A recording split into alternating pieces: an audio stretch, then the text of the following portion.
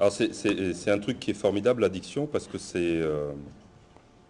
ça permet de vendre des heures de thérapie.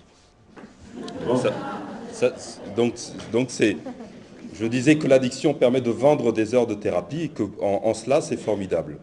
Euh, je vais essayer de faire court. C'est quelque chose qui a été inventé de toutes pièces par un psychiatre américain sur l'île de Manhattan.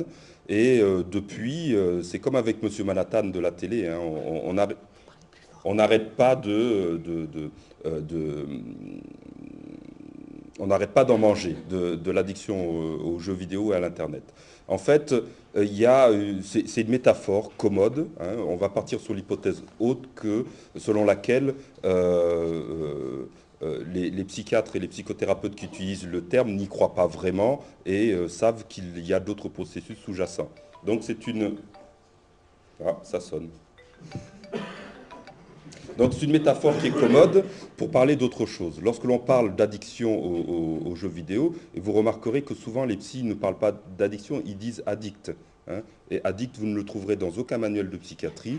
Et pour ce qui est de l'addiction aux jeux vidéo de l'Internet, vous le trouverez non plus dans aucun manuel international de psychiatrie, parce que ça n'a absolument pas été reconnu à ce jour. Et la reconnaissance a été refusée en 2010 par les psychiatres américains qui donnent le là de la psychiatrie mondiale pour le meilleur et pour le pire.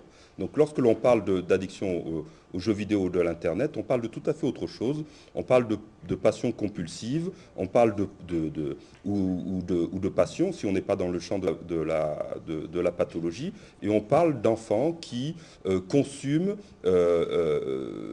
un intérêt dans les mondes numériques. Alors, ils le font pour plusieurs choses. Ils le font généralement parce qu'ils sont en prise avec des difficultés personnelles, ça peut être des difficultés relationnelles, ça peut être des choses très tangibles comme du harcèlement à l'école ou des troubles que traverse la famille. Et dans ces cas-là, eh bien, se jeter dans les mers numériques, ça peut avoir un effet apaisant.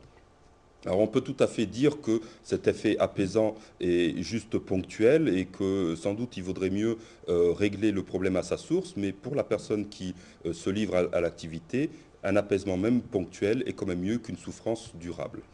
Il faut garder aussi en tête que l'on parle souvent d'addiction pour ce qui est des jeux vidéo, on parle souvent des enfants, mais l'âge moyen des joueurs de jeux vidéo qui souffriraient de cette addiction est de 35 ans, ce qui fait quand même, là encore, de très très vieux bébés, hein.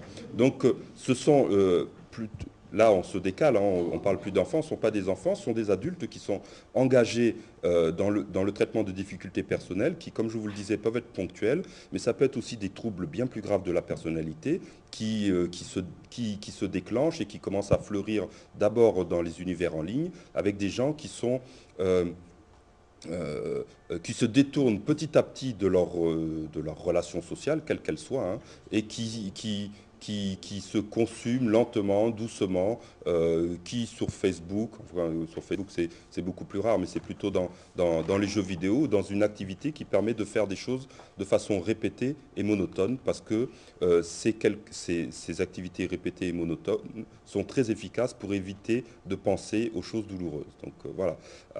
Pour ce qui, vous avez compris que pour ce qui est de ma position, il n'y a pas d'addiction à l'Internet ni aux jeux vidéo. Il y a des personnes qui présentent des difficultés, une souffrance psychologique qui peut être durable, qui peut être transitoire, et cette difficulté se manifeste par un temps excessif du point de vue des autres, passé avec les écrans, mais du point de vue de la personne, c'est juste le temps qu'il faut. Elodie, élément complémentaire?